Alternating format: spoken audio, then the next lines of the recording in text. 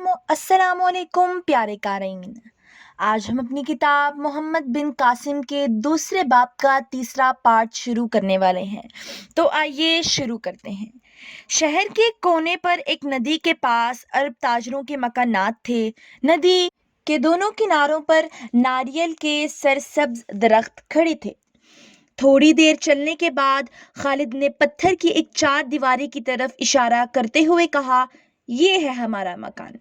चार दीवारी के अंदर केलों और नारियल के दरख्तों का एक गुंजान बागीचा था। पत्थर के छोटे से मकान के सामने एक चबूतरे पर बांस का छप्पर था, जिसे एक सरसब्ज बेल ने ढांप रखा था। हवा बंद होने से फिजा में हरारत बढ़ रही थी। जुबैर को पसीने में शराबूर देखकर खालिद ने उसे मकान के अंदर ले जाने की बजाय इस चबूतरे पर बिठाना मुनासिब ख्याल किया। जुबैर बैत के मूंढे पर बैठ गया। खालिद के इशारे से एक स्याह फाम लड़का पंखे से इसे हवा देने लगा। स्याह फाम लड़का पंखा हिलाने में एक तरह की मुसर्रत महसूस कर रहा था, लेकिन जुबैर ने खालिद से कहा, हमें इस गर्मी में इसे तकलीफ नहीं देना चाहिए, इसे कहो आराम करे। स्याह फाम लड़के ने अरबी में जवाब दिया, आप हमारे मेहमान हैं, मुझे खिदमत के हक से महरूम न कीजिए। जुबैर ने कहा, ओहो, तुम अरबी जानते हो? लड़के की बजाय खालिद ने जवाब दिया, ये बचपन से हमारे साथ रहता है, इसे हमारे अब्बा जान ने पाला था। लड़के ने मजीद तारुफ की जरूरत महसूस करते हुए कहा, और मैं मुसलमान हूँ, मेरा नाम अली है। खालिद ने सरंदीप की जुबान में कुछ कहा और अली पंखा रखकर भागता हुआ पास ही एक नारियल के ऊंचे दरख्त पर रखकर चंद नारियल तोड़ लाया। नारियल का पानी पीने के बाद जुबैर खालिद से कुछ देर बातें करता रहा। अपने बाप के अलमनाक अंजाम की खबर के बावजूद खालिद अरबों की रवायती मेहमान नवाजी का सबूत देने के लिए जुबैर की हर बात में दिलचस्पी लेने की कोशिश कर रहा था। ताहम जुबैर ने कई बार महसूस किया कि इसके होंठों पर एक गमगीन मुस्कुराहट आहों और आंसुओं से कई ज्यादा जिगरदोज थी। बातें करते करते खालिद ने कई बार बाहर के फाटक की तरफ उठ उठ कर देखने के बाद अली से पूछा, अली, नाहिद अभी नहीं आई? जाओ इसे बुला लाओ। अली उठकर बाहर निकल गया। खालिद ने जुबैर से कहा, महारानी और राजा की बेटी को हमारी बहन से बहुत मोहब्बत है। आज सुबह वो खुद यहाँ आकर इसे अपने साथ ले गई थी। उसे ये खबर सुनकर बहुत सदमा होगा।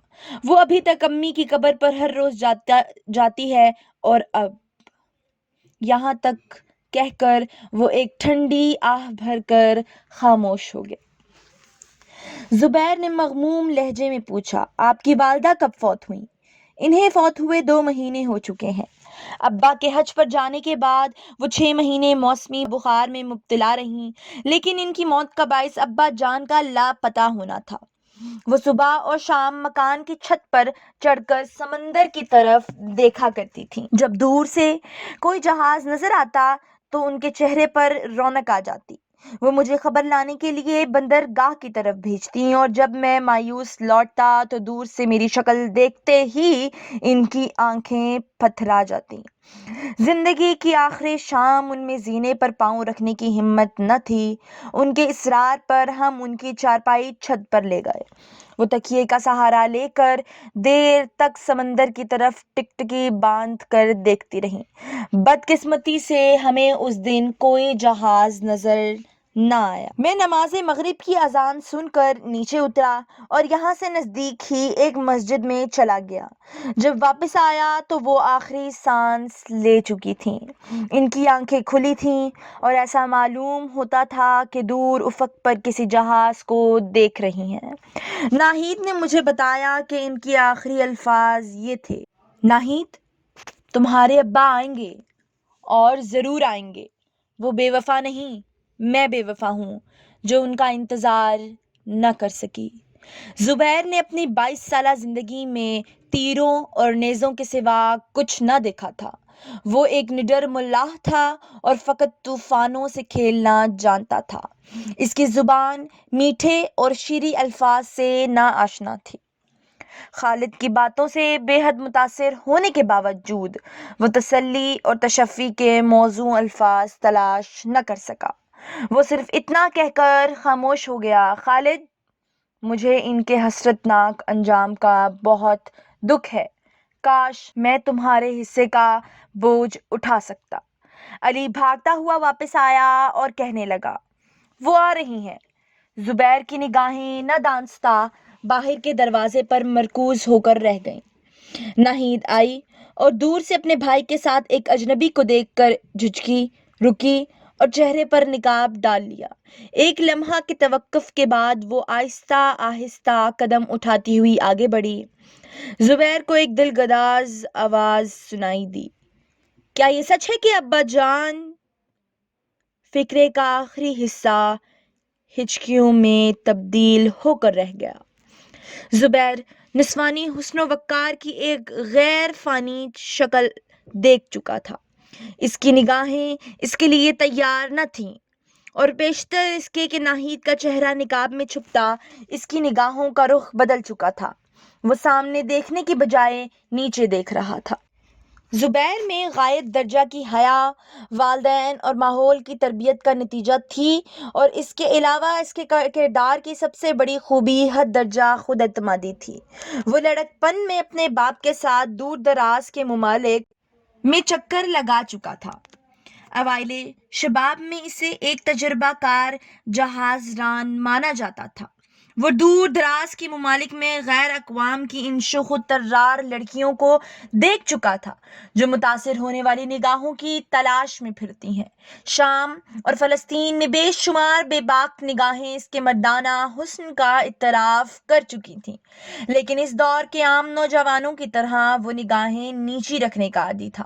زبیر جہاز پر سفر کے دوران دلیپ سنگھ سے ہر عرب بچے کے متعلق سوال پوچھ کر اپنے ذہن میں ان کی خیالی تصویر بنا چکا تھا۔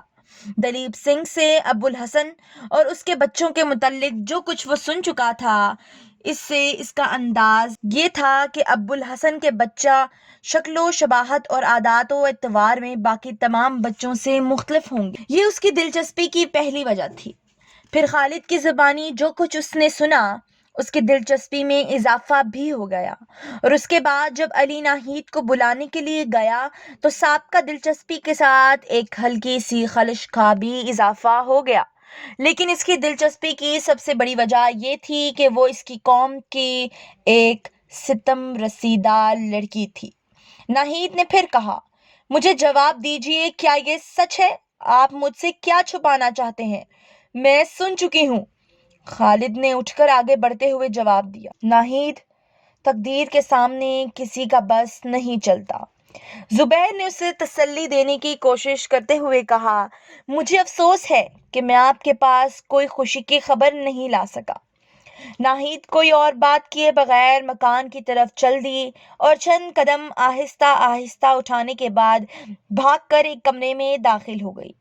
خالد ایک لمحہ کے لیے تذبذب کی حالت میں کھڑا رہا، لیکن بالآخر زبیر کی طرف دیکھ کر بولا، میں ابھی آتا ہوں۔